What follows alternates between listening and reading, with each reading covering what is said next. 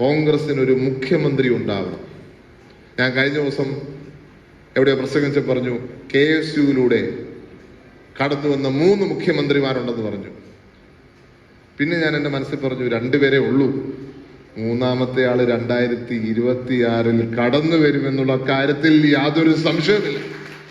KSUവിലൂടെ youth കോൺഗ്രസിലൂടെ പ്രവർത്തിച്ചു വരുന്ന വ്യക്തിയായിരിക്കും 2026 നമ്മുടെ മുഖ്യമന്ത്രി. ആ മുഖ്യമന്ത്രി ഇവിടെ ഉമ്മൻചാണ്ടി ചെയ്ത പോലെ ജനങ്ങളും സർക്കാരും തമ്മിലുള്ള എല്ലാ വേലിക്കെട്ടുകളും തകർത്ത് ജനങ്ങളോടൊപ്പം നിൽക്കുന്ന മുഖ്യമന്ത്രി, ജനങ്ങളുടെ പ്രശ്നങ്ങൾ പഠിക്കുന്ന മുഖ്യമന്ത്രി. നമസ്കാരം. ഊർജ്ജസ്വലനായ ചെറുപ്പക്കാരനും MLA-യുമാണ് ചാണ്ടി ഉമ്മൻ. താൻ പിതാവിനൊപ്പം വരില്ല എന്ന് പറഞ്ഞിട്ടുണ്ട് പലപ്പോഴും. പക്ഷേ തന്നെ കൊണ്ടാകുന്ന മികച്ച രീതിയിൽ തന്നെ പ്രവർത്തിക്കുമെന്ന് അദ്ദേഹം ജനങ്ങൾക്കല്ല, സ്വന്തം പിതാവിന് തന്നെയാണ് വാക്കുകൊടുത്തത്. അത് അദ്ദേഹം പാലിക്കുന്നുമുണ്ട്. എല്ലാ കാര്യങ്ങളിലും ഗ്രൂപ്പിസം അവസാനിപ്പിച്ച് ഒരുമിച്ച് മുന്നോട്ട് പോകണം എന്ന് തന്നെയാണ് ചാണ്ടി ഉമ്മന്റെ തത്വം എന്നത് അദ്ദേഹത്തിന്റെ പ്രസംഗം കേട്ടിട്ടുള്ളവർക്ക് മനസ്സിലാക്കാൻ കഴിയും. ഇപ്പോഴിതാ മുഖ്യമന്ത്രി സ്ഥാനാർത്ഥി ആരായിരിക്കണം എന്നതാണ് ചാണ്ടി ഉമ്മൻ പ്രഖ്യാപിച്ചിരിക്കുന്നത്. KSUവിൽ നിന്ന് 3 പേർ കോൺഗ്രസിന്റെ മുഖ്യമന്ത്രിയാകും. 2 പേർ ആയി കഴിഞ്ഞു. ഇനി 3ാമത്തെ ആളെയാണ് ചാണ്ടി ഉമ്മൻ പറയുന്നത്. ഒരു നേതൃമാറ്റ സദസ്സിലാണ് അദ്ദേഹം തന്റെ ഈ ആഗ്രഹം പറഞ്ഞിരിക്കുന്നത്. തന്റെ പ്രസംഗത്തിൽ ഉടനീളം കോൺഗ്രസ് എങ്ങനെ ആയിരിക്കണമെന്നും എങ്ങനെ ആയിരുന്നു എന്നും ഒക്കെ അദ്ദേഹം പറയുന്നുണ്ട്. എങ്ങനെ ആയിരിക്കണം പ്രവർത്തനം എന്നുള്ളതിനെ കുറിച്ചൊക്കെ മികച്ച കാഴ്ചപ്പാടാണ് ചാണ്ടി ഉമ്മനുള്ളത്. അദ്ദേഹത്തിന്റെ ആ പ്രസംഗത്തിലേക്ക് എല്ലാവരും ഉണർന്ന് പ്രവർത്തിക്കേണ്ട സമയമായിരുന്നു ഇത്. ഉണർന്ന് പ്രവർത്തിക്കുകയും ചെയ്തു. നമ്മുടെ മുഖ്യമന്ത്രി വൈക്കം ഉൾപ്പെടെ പുതുപ്പള്ളി ഉൾപ്പെടെയൊക്കെ കടന്നു വന്നപ്പോൾ യൂത്ത് കോൺഗ്രസ് ഏറ്റവും സജീവമായി തങ്ങളുടെ പ്രതിഷേധം മുഖ്യമന്ത്രിയോട് അറിയിച്ചത് ഞാൻ ഈ അവസരത്തിൽ ഓർക്കുകയാണ്. അതിനൊക്കെ നേതൃത്വം കൊടുക്കുവാൻ ജയപ്രകാശിന് അതുപോലെ തന്നെ ആദർശിന് ഒക്കെ സാധിച്ചു എന്നുള്ളതും അഭിമാനത്തിന്റെ കാര്യമാണ്. നമ്മുടെ പാർട്ടിയെ സംബന്ധിച്ച്, പ്രത്യേകിച്ച് യൂത്ത് കോൺഗ്രസിനെ സംബന്ധിച്ച് പ്രതിസന്ധി എല്ലാം മറികടന്ന് മുന്നോട്ട് പോകുന്ന ഒരു കാഴ്ച നമുക്ക് കാണുവാൻ സാധിക്കും.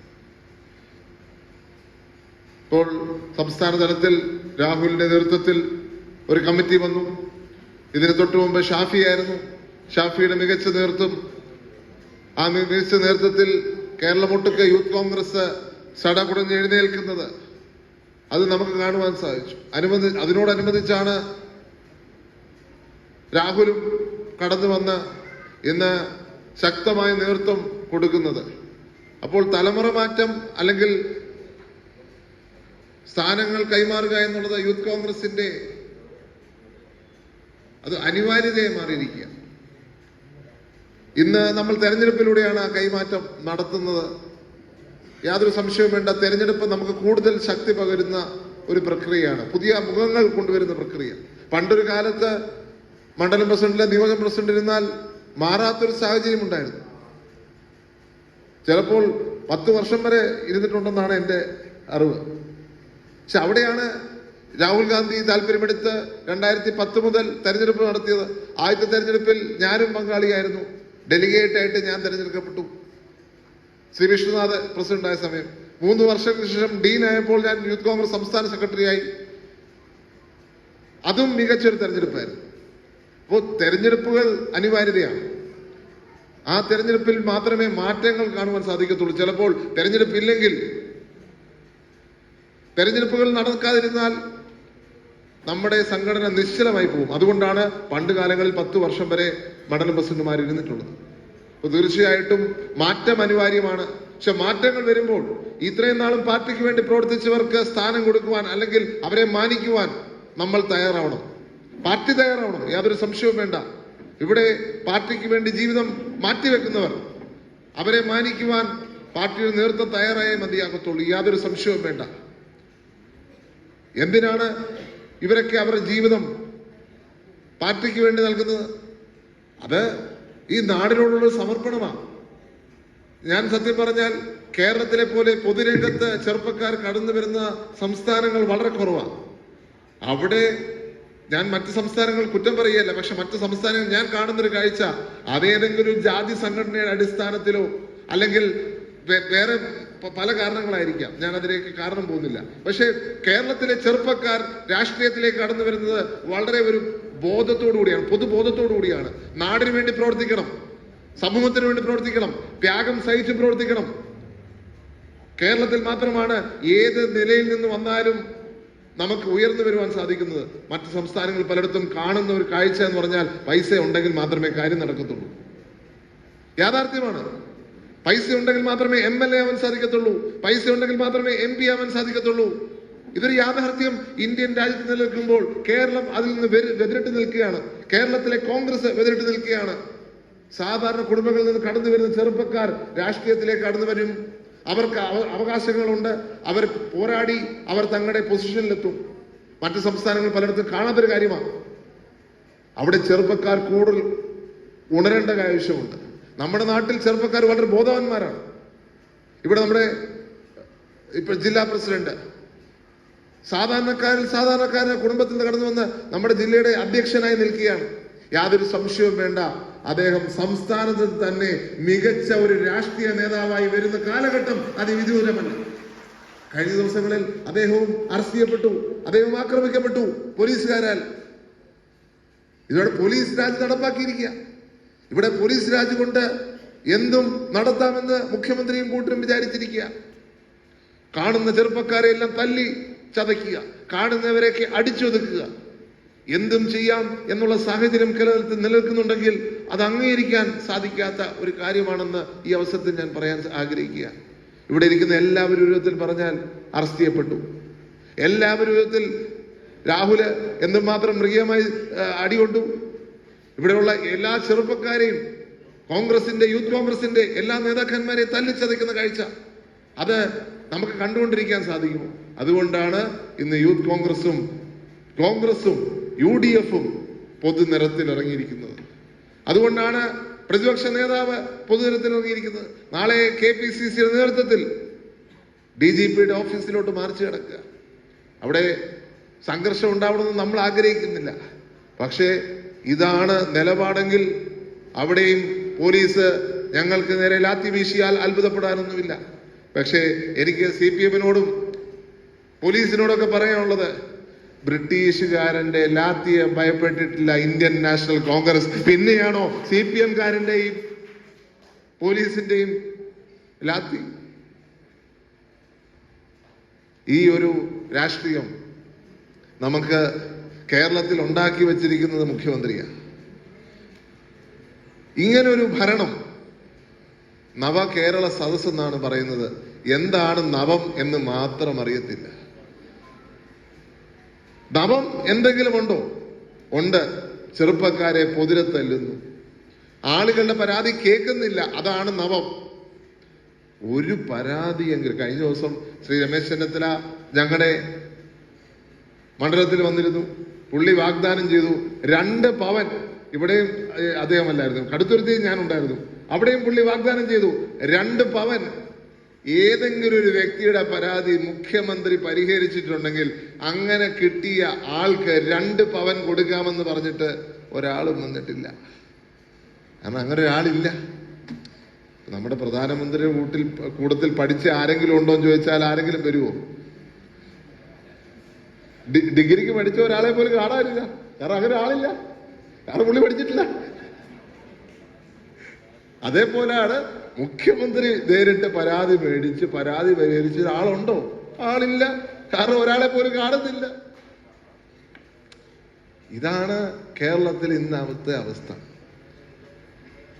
ജനസമ്പർക്ക പരിപാടി നടന്നപ്പോൾ ഈ വൈക്കത്തിൽ നിന്നും അനവധി പേർ വന്നിട്ടില്ലേ? എത്ര പ്രാവശ്യം ജനസമ്പർക്ക പരിപാടി നടന്നു? 2004-6 കാലഘട്ടങ്ങളിൽ ഒന്ന് നടന്നു. 11 തൊട്ട് 16 വരെ 3 പ്രാവശ്യം നടന്നു. ഇതിലൊക്കെ ഇവിടുത്തെ സാധാരണക്കാരന്റെ പ്രശ്നം പരിഹരിച്ച് സാധാരണക്കാരിൽ ഒരാളായി മുഖ്യമന്ത്രിയും മന്ത്രിമാരും മാറി ജനങ്ങളും ഗവൺമെന്റും തമ്മിലുള്ള വേലിക്കെട്ട് തകർത്തു. ഇല്ലേ? വേലിക്കെട്ട് തകർത്ത് ജനകീയ ഗവൺമെന്റായി. ഇപ്പോഴെന്താ ചെയ്യുന്നത്? ഭാരതത്തിൽ ബ്രിട്ടീഷ് ഭരണം വന്നപ്പോൾ അവര് പല കാറ്റഗറീസ് ഉണ്ടാക്കി, പ്രഭുക്കന്മാരെ ഉണ്ടാക്കി, ജനങ്ങളുടെ ഇടയിൽ വ്യത്യസ്ത തരക്കാരെ ഉണ്ടാക്കി. കാരണം ഇന്ത്യക്കാരിൽ തന്നെ കുറച്ചുപേരെ തങ്ങളുടെ കൈപ്പിടിയിൽ വേണമായിരുന്നു. അതുകൊണ്ട് എന്ത് പറഞ്ഞു? സർ, അല്ലെ ലോർഡ്. സർ എന്ന് പറഞ്ഞാൽ പ്രഭു എന്നുള്ള, അല്ലെങ്കിൽ ഒരു സ്ഥാനപ്പേര്. സ്ഥാനപ്പേര് കൊടുത്തിട്ട് പറഞ്ഞു ഇയാള് സാറാണ്, ബാക്കിയുള്ളവർ സാധാരണക്കാരനാണ്, അവൻ ലോഡാണ്, ബാക്കിയുള്ളവർ സാധാരണക്കാരാ. അങ്ങനെ സ്ഥാനങ്ങൾ വേർതിരിച്ചുണ്ടാക്കി. എന്തിനാ? ഈ കുറച്ചാൾക്കാരെ കൊണ്ട് ഈ സമൂഹത്തെ മുഴുവൻ കീഴടക്കണം. അപ്പോഴാണ് ഇന്ത്യൻ നാഷണൽ കോൺഗ്രസ് അധികാരത്തിൽ ബ്രിട്ടീഷുകാരനെ കീഴടക്കി, ബ്രിട്ടീഷുകാരനെ താഴ്ത്തി ഇവിടെ ഇന്ത്യയുടെ ഭരണഘടന കൊണ്ടുവന്നു. ആ ഭരണഘടനയിൽ എഴുതി വെച്ചിരിക്കുന്നത് എന്താണെന്നറിയാവോ? ഒരു വ്യക്തിക്കും സ്ഥാനമില്ല, ടൈറ്റിലില്ല.